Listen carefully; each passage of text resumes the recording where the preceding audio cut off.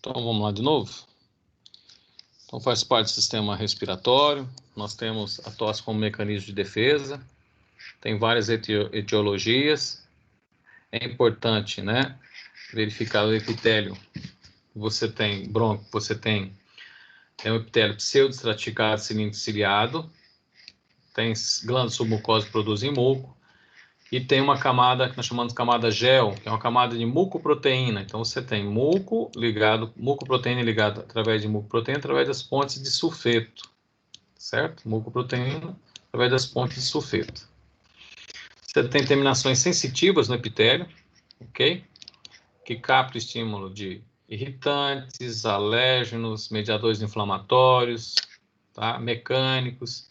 Até onde? Até o sistema nervoso central, especificamente no centro da tosse, e uma resposta referente vagal, né, que você tem a liberação da acetilcolina aqui no músculo liso e acetilcolina nas glândulas, aumentando a secreção. Tá bom? O cílios, ele tem dois tipos de movimento. Ele tem um batimento de efetivo, para movimentar o muco, ok? E o de recuperação, ele retorna novamente ao estado normal e vai de novo. Efetivo, recuperação. Efetivo, recuperação. Então, ele vai fazendo esse movimento. Efetivo, recuperação. Efetivo, recuperação. Efetivo, recuperação. Ele vai movimentando aquela camada de muco, né? De que forma?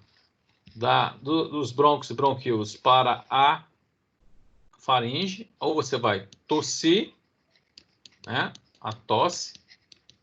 Ou você vai deglutir. Engole seu catarrinho. Tá bem? O mesmo acontece na mucosa nasal. O mesmo epitélio ele traz para a faringe, certo? Ou você tosse, ou você deglute. Tá bem? Daí, então, é importante manter a boa hidratação do epitélio, se hidratando bem, fazendo inalação, né?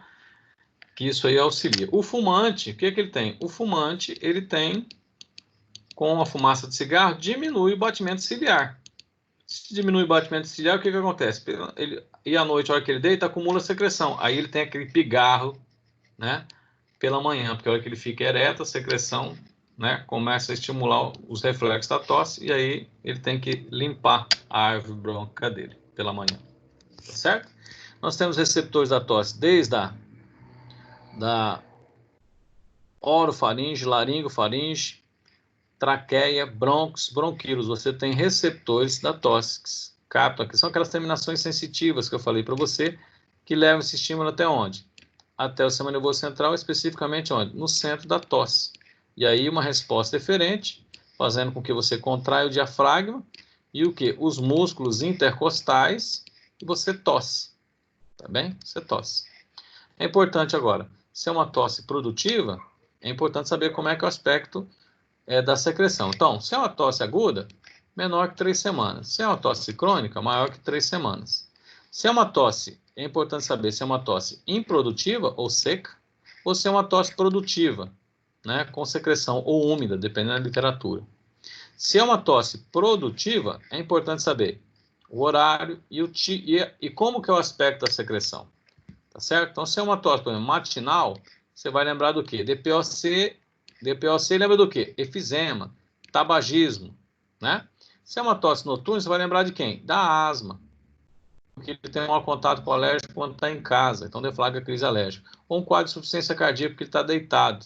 Aí ele deita, acumula fluido, né? O edema na pequena circulação desencadeia a tosse. Tá certo? Se é uma tosse curta e frequente, infecções respiratórias, infecções virais. Tá bom? Se é uma tosse mais crônica, aí você já tem um quadro de bronquite crônica. Se é tosse com simbilo, aí você vai lembrar de asma. Tá certo? Se é uma tosse mais latida, aí vem o croup, tá certo? Tosse com estridor, também croup. Se é um matinal, fumo, né? E se ela é noturna, também eu tenho que lembrar que às vezes não é só asma também. Eu tenho também, às vezes, um quadro de gotejamento nasal, que é no quadro de sinusite. Tá bem? Sinusite também participa lá, certo? Bom, a cor e volume e o aspecto, quando tem expectoração, também é importante você verificar. Se é um aspecto mais seroso, vai dar indicativo de edema pulmonar. Se é mais mucoide, vai dar indicativo do quê? Bronquite, né? Asma, principalmente a bronquite crônica. Se é purulento, você vai lembrar de infecção bacteriana, pneumonia. Se é hemotípico, sangue, né? presença de sangue, você vai lembrar da tuberculose. Tá bem?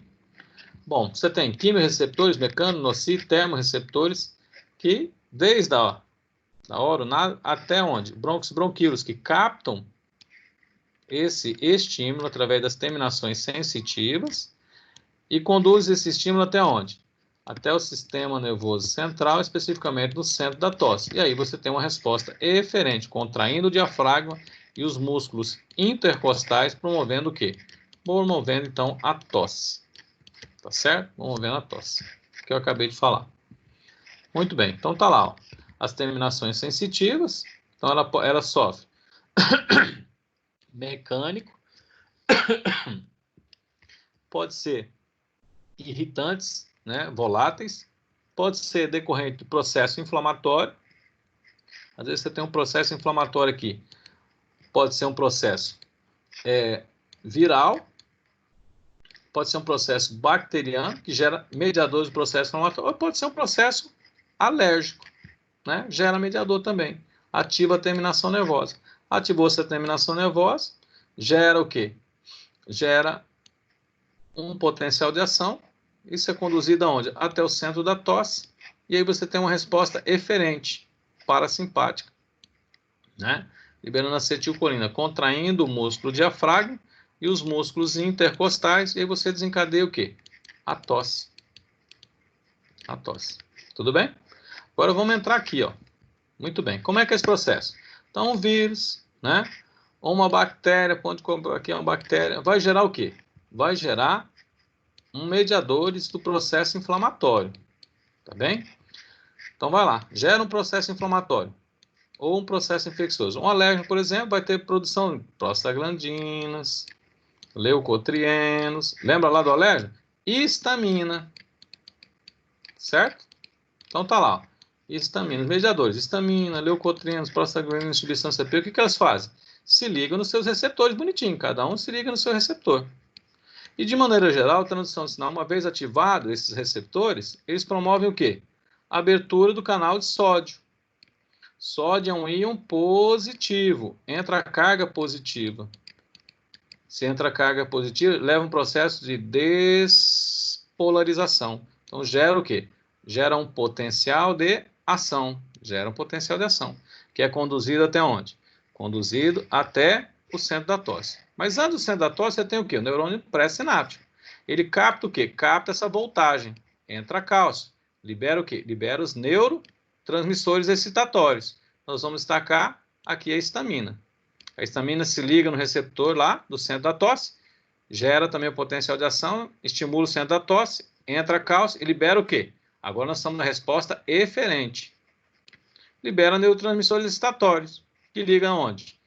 Na via eferente, ó, eferente, promove a entrada de sódio, gera potencial de ação, aí daqui capta o quê? Aquele potencial de ação, entra cálcio e libera quem? O neurotransmissor, acetilcolina, contrai os músculos intercostais e contrai o quê? O diafragma. Aí você tem o quê? A tosse. Certo? Tem a tosse. Se aqui tinha secreção, tinha muco, secreção, a tosse é uma tosse produtiva. Se não tinha só um processo alérgico, aí vai ser uma tosse improdutiva. Mas o reflexo da tosse é esse aqui. Tá certo? Muito bem. Então ela tem a fase inspiratória, compressiva, explosiva. Né? Então você inspira, contrai e aí você acaba, né, tossindo. Então a tosse ela pode ser produtiva, improdutiva, aguda ou crônica. Muito bem. Na tosse aguda, menor que 3 semanas, crônica mais que 3 semanas. Na tosse produtiva, como eu falei, ela não deve ser coibida. Eu tenho que melhorar o quê? Eu tenho que melhorar a fluidificação dela. Tá bom? Que situações eu vou ter tosse produtiva? Bronquite bacteriana, sinusite, pneumonia bacteriana, na hipersensibilidade, ou seja, na alergia, na fase imediata da asma, onde você tem principalmente predomínio do mastócito, você tem uma tosse eosinófilo, você tem o quê? A tosse mais produtiva. Tá bom? Então, o que primeiramente? Tratamento não farmacológico, uma boa hidratação do paciente. Ele vai hidratar a camada sol, facilitar o batimento ciliar.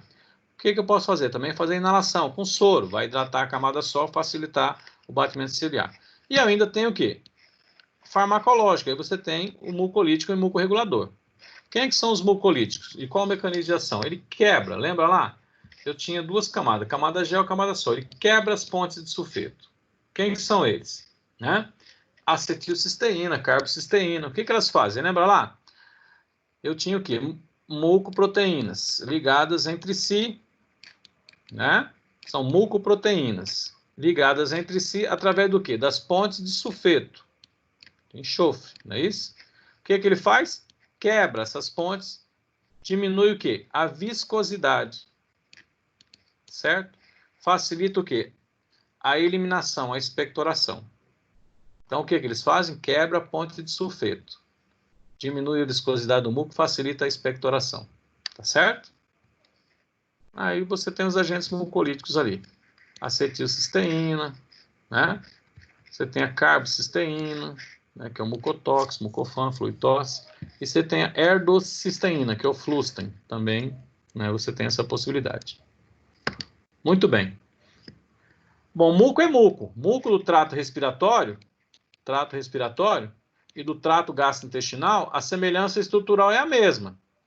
Então, a camada de muco, o que ela é? Mucoproteica, é ligada entre si.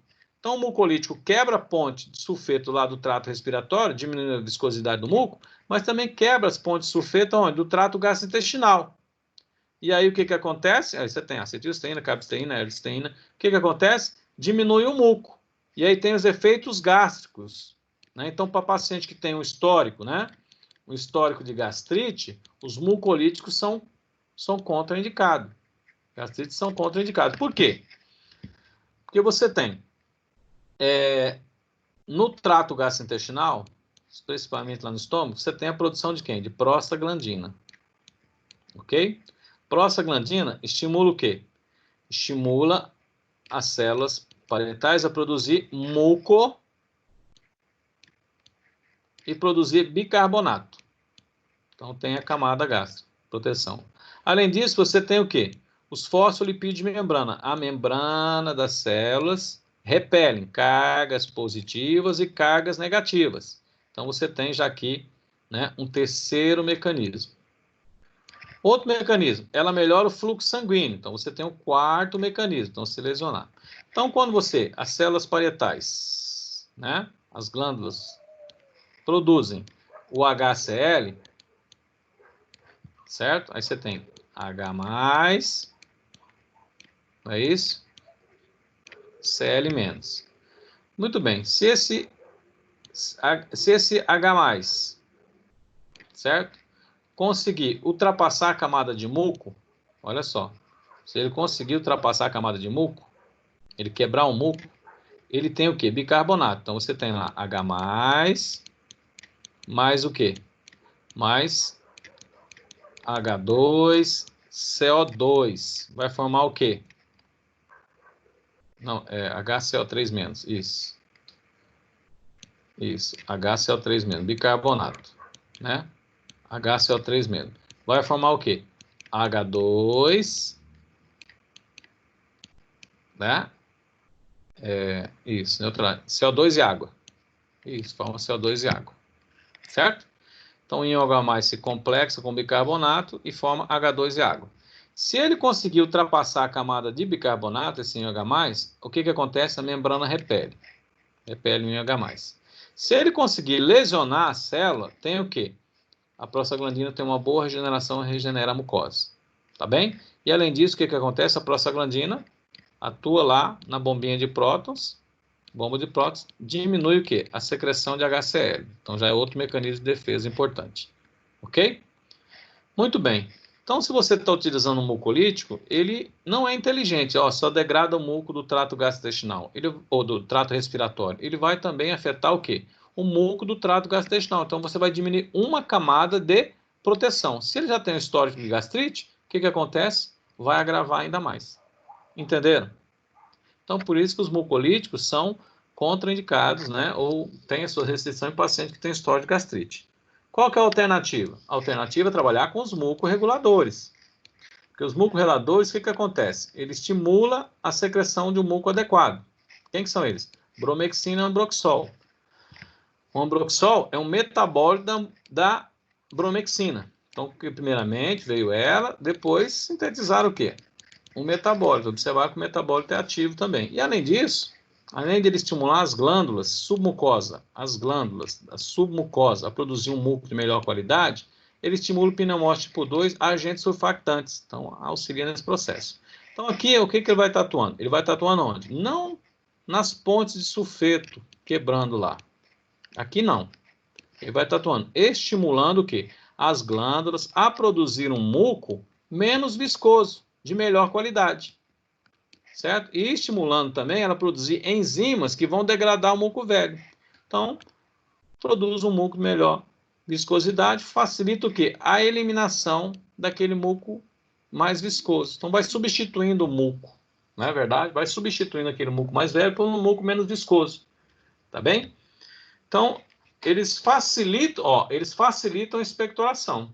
Agora, se você pegar, a maioria das indústrias farmacêuticas colocam que os mucolíticos, os mucorreguladores são expectorantes, mas na verdade não são expectorantes. Eles facilitam o quê?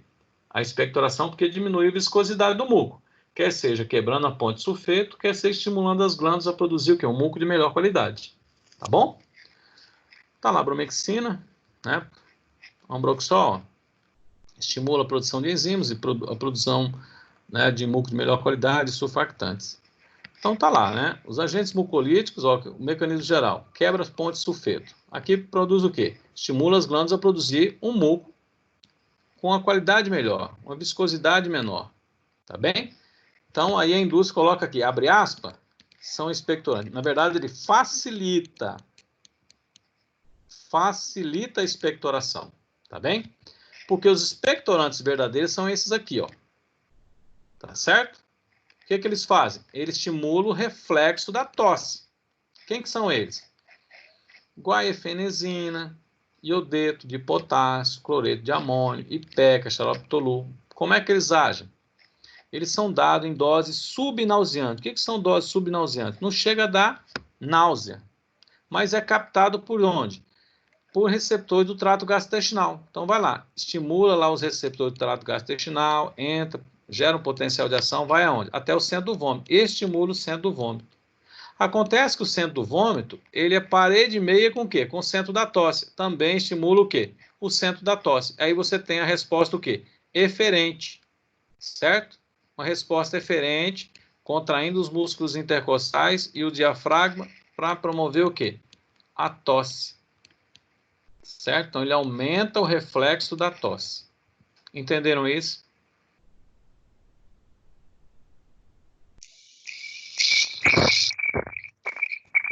Entenderam isso? Sim, entendi. Sim, Prossigo. sim, pode prosseguir. Então, assim, expectorantes, quando que eu uso expectorante? Eu, José Ricardo, eu uso expectorante principalmente no quadro de quem? Do fumante. Eu jamais vou utilizar ele em quadros inflamatórios, em processos inflamatórios, como bronquite, né? Quer seja viral ou bacteriana, em quadros de asma. Por quê? Você não tem um processo inflamatório? Você não está tendo desprendimento do epitélio aqui? Se você aumenta o reflexo da tosse, o que vai sair lá? Sai o resto do epitélio tudo. Agora, no fumante, onde ele tem a fumaça do cigarro diminuir o batimento ciliar, aí eu preciso aumentar o reflexo da tosse, porque a escada rolante dele não está funcionando adequadamente. Então, eu só uso esses produtos aqui, principalmente em quadros de quê? Quando é fumante gripou, entendeu?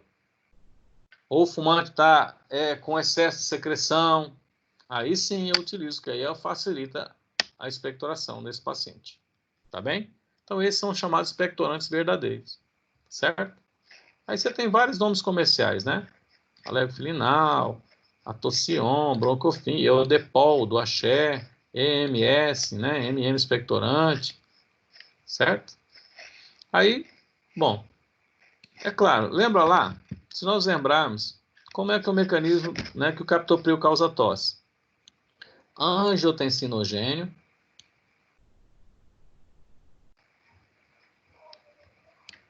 Angiotensinogênio é produzido onde? No fígado, joga na circulação. Aí você tem a renina. converte angiotensinogênio em angiotensina 1. Ok? Depois você tem a ECA, que converte angiotensina 1 em angiotensina 2. Certo? Muito bem. A ECA é a mesma enzima, olha só, que converte, ela, de certa forma, ela estimula a produção. Aqui ela inibe. Certo? É a mesma,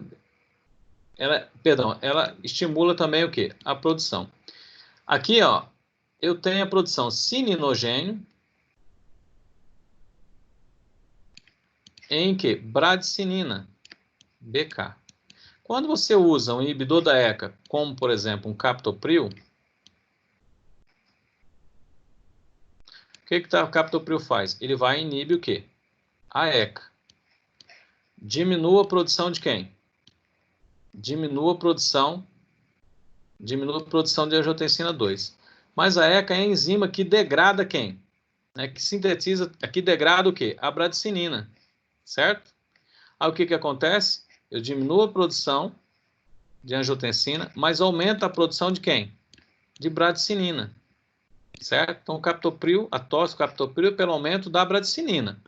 Então, tem tosse. Já tem tosse por conta da bradicinina. Você vai utilizar o iodeto de potássio? Então, você já tem uma tosse, né? Por conta do captopril. Se você vai utilizar o que aumenta o reflexo da tosse, o que vai acontecer? Vai duplicar a tosse do paciente. Por isso que ele é contraindicado em paciente que está utilizando o quê? Captopril. Tá certo? Função disso. Entenderam isso? Sim. Pessoal, entenderam? A ECA é a enzima que sintetiza e degrada a bradicinina. Certo? Se eu inibo ela, diminuo a produção de angiotensina, mas aumenta a produção de bradicinina. E a bradicinina causa tosse. Como é que ela causa tosse? Ela vai estimular lá. Lembra lá daqueles receptores do epitélio? Ela está lá, produzida lá, ela estimula o receptor do epitélio, centro da tosse, aí a resposta é diferente, músculos intercostais, tosse. Então, você tem aqui a bradicinina ativando ali. Tá bem? Você está aumentando a produção de bradicinina. Aí você vai aumentar ainda mais a resposta diferente, então você vai duplicar a tosse do paciente. Né? Então, por isso que ele é contraindicado. Tá bom? Tem algum xarope de Ipeca, a professora Ivana já deve ter falado dessa plantinha para vocês, Ipeca coana, ela serve para induzir o vômito, mas também serve para tosse. Por quê? Ela é dado para tosse em dose subnauseante, uma dose bem baixinha, só para estimular o reflexo da tosse. Esse é centro da tosse, centro do vômito, centro da tosse. Tá bom? Bom, aí tosse improdutiva, né? Tosse improdutiva. A tosse improdutiva você vai intervir quando estiver interferindo com a atividade diária do paciente. Então, nós temos tosse em processos virais, como gripe, resfriado comum, faringite. Na hipersensibilidade, principalmente na fase imediata, aqui, ó, aí eu tenho a participação do mastócito, também na fase imediata. Tá bem?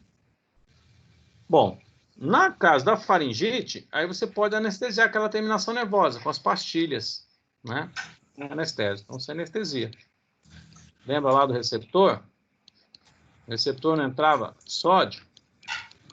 O anestésico o quê? Bloqueia canal de sódio. Não gera o quê? Potencial de ação. Então, na faringite, os anestésicos se justificam. Diminui a tosse na faringite, porque anestesia a terminação. Tá bom? Bom, quando você vai coibir a tosse? Quando estiver interferindo na atividade diária do paciente. Não tiver o quê? Uma função fisiológica adequada. Então, estiver prejudicando o sono, o trabalho, a escola dele, você vai intervir. Bom? Aí intervir com o quê? Aí nós temos antitussível. Quando eu falo assim, ó, narcóticos e não narcóticos. Narcóticos são derivados da morfina. Derivados da morfina. Bom, aí nós temos a codeína e o dextrometorfano. Dextrometorfano. E aí nós temos o quê? Os antitussíveis não narcóticos, que normalmente são o quê? São antihistamínicos. H1. São antihistamínicos. Aí tem antihistamínico que tem uma ação mais periférica, tem antihistamínico que tem uma ação central, e tem antihistamínico que tem ação o quê? Central e periférica. Tá bem? Vamos lá. Vamos trabalhar os de ação o quê? Periférica. Eu coloquei a dropropizina, mas você tem a levotropizina. Desliga a panela lá. Você tem a dexclorfeniramina. Não posso utilizar dexclorfeniramina, que é o polaramino? Pode. É um antihistamínico porque ele serve também para urticária, rinite, mas pode ser usado para tosse.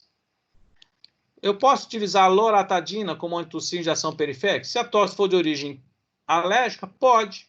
Posso utilizar a desloratadina? Pode. Elas têm o quê? Uma ação periférica. Tá bom? Como é que é essa ação periférica? Lembra lá que eu falei? Estimula quem? A terminação sensitiva. A terminação sensitiva. Quem que estimulava? Os mediadores do processo inflamatório. Ó, o processo alérgico leva ao processo inflamatório. Quem que é o principal mediador do processo alérgico lá? Ó, histamina. Então, o que que a dropropizina, levotropizina, a loratadina, a desloratadina, a dexclorfeniramina, que atuam perifericamente, fazem? Compete com ela. Compete com a histamina pelos receptores. Não deixa a histamina se ligar. Ok? Não deixa se ligar, não gera o quê? Não gera potencial de ação. Não estimula o centro da tosse. Consequentemente, diminui a tosse. Entenderam isso?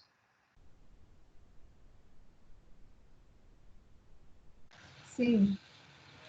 Quem que são eles? Está lá. Dropropizina, que é o conhecido como Vibral, né? Neotosse. Dropropizina leva dropziplo, né? Antux do axé. A levodropropizina. Ó, que diferencia levo da dro?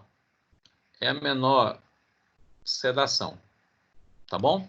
Ah, tem o tempo de meia-vida? Tem, mas o tempo de meia-vida da dropropizina, da levodropropizina, muito bem. Aqui ele teria que tomar, né, de 8 em 8.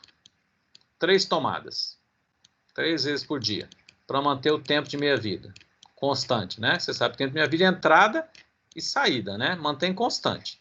Muito bem. Aqui tem que tomar de 6 em 6 horas.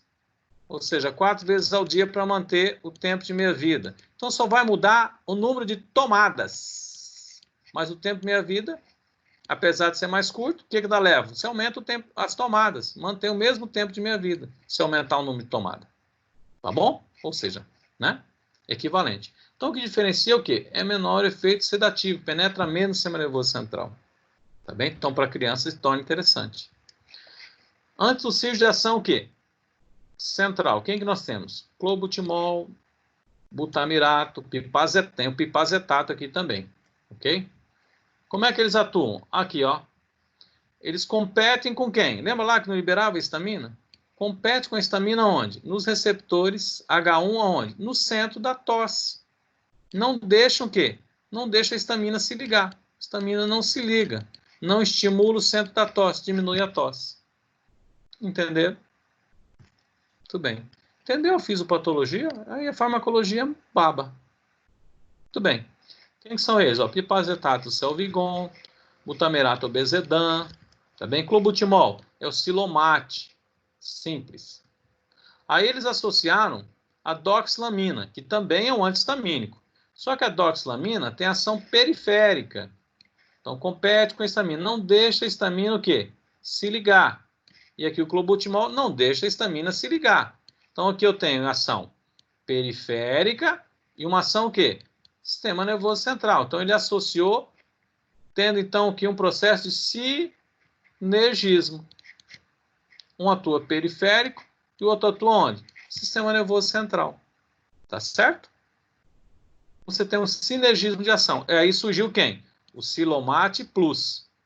Hoje, essa marca não tem mais, mas você tem o quê? Ainda tem no mercado chamado ITOS.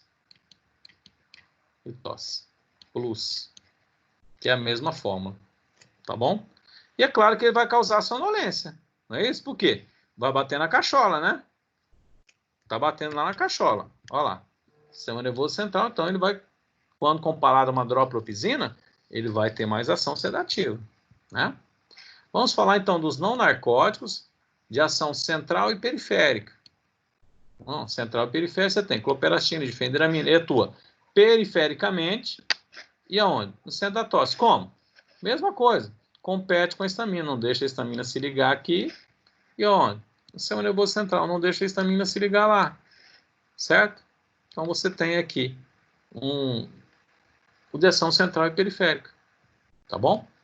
Quem que são eles? Cloperastina, o mais conhecido é o Sequi. Tem uma tocioma, etc e tal, mas é o mais conhecido é isso aí. Então, se você observar aqui, ó, na tosse, nós temos uma escadinha, né, a se seguir. Então, você trabalha com de ação periférica, não é isso? Não diminui a tosse. Aí você pode trabalhar com ação periférica, sistema nervoso central. Ou trabalhar só com um sistema nervoso central, que é mais sedativo. Tá bem? Aí fica a seu critério. Tá bom? Eu normalmente trabalho com ação periférica. Quando não está funcionando, eu trabalho o quê? Central e periférico. Mas eu sempre começo com periférico. Né? Então tá lá. E aí, por último, você tem o quê? Você tem os narcóticos, né? O dextrometorfano. Eu vou explicar a codeína, que é a mesma coisa do mecanismo do dextrometorfano, tá bom? Então tá lá. A codeína. Como é que a codeína age? Se liga nos receptores opioides. Quais são os receptores opioides? Mu, kappa, delta e sigma. Isso assim, né? Mu, kappa, delta e sigma. Tá bem? São os receptores opioides. Todos esses receptores estão acoplados a uma proteína G, e a proteína G é uma proteína I, de inibitória. Então, inibe a adenilate ciclase, diminui a concentração de AMP cíclico intracelular. Essa diminuição de AMP cíclico intracelular, no neurônio pré-sináptico tem um efeito. No neurônio pós-sináptico tem outro efeito. Pré-sináptico diminui a liberação do neurotransmissor. Pós-sináptico aumenta a saída de potássio. Então você perde carga positiva. Se você perde carga positiva, fica negativo o neurônio. Então fica hiperpolarizado. Hiperpolarizado. Tá bem? Então vamos lá. O que a codeína age? Nos receptores dela, nos receptores opioides, mu, kappa, delta e sigma. Ele age pré-sinapticamente e o quê? Pós-sinapticamente. Pré-sinapticamente e pós-sinapticamente. Então tem lá o estímulo, tá? Liberou neurotransmissores, estimulou o centro da tosse liberou neurotransmissores excitatórios, resposta referente, acetilcolina, tosse. Então a morfina, a codeína se liga onde? No receptor da tosse, nos receptores opioides. Mu, kappa, delta e sigma. Tá bem? Todos esses receptores acoplados à proteína G inibitória. Então, o que ele faz? Vamos lá, pré-sinapticamente, ó, receptor opioide, inibe quem? Inibe a adenilate ciclase, diminui o AMP cíclico. Muito bem, se diminui o AMP cíclico no neurônio pré-sináptico, o que faz? Bloqueia canal de cálcio. Então, aquele potencial de ação que veio lá da periferia diminui, que estaria ativando o canal de cálcio, não ativa. Diminui a concentração de cálcio, diminui a liberação de neurotransmissores. Não ativa quem? Não ativa o centro da tosse. Então, não ativa o centro da tosse. Não ativa o centro da tosse. Porque eu diminuí a liberação de neurotransmissores. Pós-sinapticamente, se liga lá no receptor mu, kappa, delta, sigma, está acoplado à proteína G inibitória. Só que no neurônio pós-sináptico promove o que? Abertura dos canais de potássio. Você está perdendo o que? Carga, né? Está perdendo potássio. Potássio é positivo, então você está perdendo carga positiva. Se está perdendo carga positiva, como é que fica aqui o neurôniozinho? Fica negativo. Ele fica hiperpolarizado. Certo? Vai precisar de muito neurotransmissor para gerar um potencial de ação para desencadear o quê? A tosse. Entenderam isso? Ok? Ok. Aí você tinha Belacodide, né? L-fenicol, Cetux, né? Que eram xaropes. Tranquilo, então? Beleza? Beleza. Tudo bem. Falta de ar, aí nós já falamos, né? Falta de ar está aqui, né? Falta de ar, agonista beta-adrenérgico, então aí você tem os de ação, né? Os de ação curtas. Eu só gostaria de deixar claro, por exemplo, a efedrina, a pseudoefedrina, então, os agonistas, vamos colocar assim, os agonistas adrenérgicos, são chamados adrenérgicos, tá? Adrenérgico. Tem adrenérgico que se liga no receptor alfa, tem adrenérgico que se liga no receptor beta. Quem que se liga de forma direta? Direta, nos receptores alfa. Fenilefrina, tá bem? Oximetazolina, nafazolina, que são os descongestionantes nasais, tá bom? Quem que se liga no receptor beta seletivo? Salbutamol, são esses aqui, ó, salbutamol, fenoterol. Esses são chamados de adrenérgicos de ação direta. Ação direta. Os de ação indireta, anfetamina. As anfetaminas, ela estimula a liberação de noradrenalina. Aí a noradrenalina atua em alfa e atua em beta. Tudo bem? Anfetamina. E tem os que eles chamam de ação mista. Tá bom? De ação mista. Entre eles tem a efedrina e a pseudoefedrina. São chamados de ação mista. Professor, O que é de ação mista? Ele estimula a liberação... Pode falar.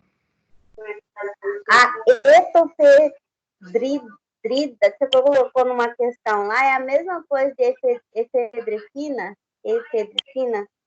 Efedrina, etafedrina, Isso. pseudoefedrina, eles são o quê? Adrenérgicos de ação mista. Então, tem livro de farmacologia, prestem bem atenção. O que é ação direta e indireta? De ação direta eu expliquei lá, ó, direta. Direta. Vai lá e se liga no receptor adrenérgico. Ou em alfa ou em beta, diretamente. De ação indireta. Indireta. Estimula a liberação de noradrenalina. A noradrenalina não é seletiva. Ela é fisiológica. Ela liga em alfa e liga em beta. O exemplo é a anfetamina. Anfetamina. E tem os de ação mista. Alguns livros consideram de ação mista. O que é de ação mista? Estimula a liberação de noradrenalina e se liga diretamente aonde? Nos receptores alfa e beta. Então, vocês vão pegar lá, na minha aula do Sistema Nervoso Autônomo, a efedrina como de ação direta, de ação indireta. A efedrina. E vão pegar a aula de rinite, vão verificar também que ele está como de ação mista. De ação mista. Muito bem. Isso é diferença o quê? De literatura. Tem literatura que considera a efedrina, pseudoefedrina e etefedrina de ação indireta, igual às anfetaminas. E tem livro que considera como de ação mista. Mas não importa. Qual que é a diferença? Um coloca que estimula a liberação de noradrenalina. E a de ação mista estimula a liberação de noradrenalina e liga diretamente no receptor, alfa e beta. Certo? Tranquilo? Bom, então vamos considerar aqui, ó, que a efedrina, a pseudoefedrina, para promover o que? A broncodilatação, ela estimula a liberação de quem? De noradrenalina. A noradrenalina se liga no receptor alfa e liga no receptor beta. O que eu quero? Promover a broncodilatação. Ligou. Mas também ele se liga no alfa. E aí promove vasoconstrição. Aumenta o quê? A pressão arterial. Por isso que tiraram do mercado. Só deixaram a pseudoefedrina, que é mais fraca, vamos dizer assim. Entenderam? Entenderam? Entendi. Moçada? Sim, entendi. Sim. Entendeu, né? Muito bem. Aí os de ação prolongada. O que é de ação prolongada? De ação prolongada, os agonistas ele tem aquela cauda lipofílica que impede a sua degradação. Tem o que eles chamam de exorreceptor, que se liga próximo ao receptor beta 2, adrenérgico. Então fica lá. Liga, desliga, liga, desliga, liga, desliga. Então ele tem uma cauda lipofílica. Ele é utilizado em que situação? Formoterol, salmoterol, né? Lembra? Xilometerol, bambuterol, são utilizados na manutenção. Ele não é utilizado na crise, mas na manutenção. Olha o tempo de meia-vida deles. São extremamente prolongados em função dessa cauda lipofílica que eles possuem aqui. Tá bem? Aí tem reação diversa. Taquicardia, tremor, reatividade. Ó, acabei de falar para vocês. Ó, indaceterol de ação prolongada. É um agonista beta 2 de ação o quê? Ação prolongada. E aqui eu tenho um anticolinérgico, né? Ou também chamado de antimuscarínico, M3, igual ao brometo de patrópico, mas também de achado de ação o quê? Ação prolongada. Vou colocar P, né? Ação prolongada. Tá bom? Olha lá, tiotrópio, é um anticolinérgico de ação prolongada. Tá certo? A metilxantina, o que ela faz? Ela inibe fosfodiesterase. Se inibe fosfodiesterase, aumenta a quantidade de AMP5. Ativa a proteína quinase, inibe miosina quinase cadeia leve, não tem a interação actina com miosina. Tem relaxamento. Só que o problema dela é o índice terapêutico muito próximo. Tá bom? Eles inibem o quê? A fosfodiesterase 4. Tá certo? Então, o índice terapêutico estreito pode causar náusea, vômito. Então, ó, o que é índice terapêutico? Eu lembro que eu coloquei na farmacologia um comparativo do isoproterenol e do salbutamol. Então, tinha assim, ó, né, um gráfico onde colocava início de ação, então, ação terapêutica e reação adversa, certo? Aí tinha a dose lá, ó. Começava com a dose, iniciava a dose do salbutamol, certo? Isso. E aí a reação adversa, já começava aqui. Então aí tinha miligrama, era 10, vou colocar aqui, 100 miligramas. O isoproterenol era isso aqui, ó. Era 10 miligramas, entre o índice terapêutico e o quê? As reações adversas. Então qual que é mais segura para o paciente?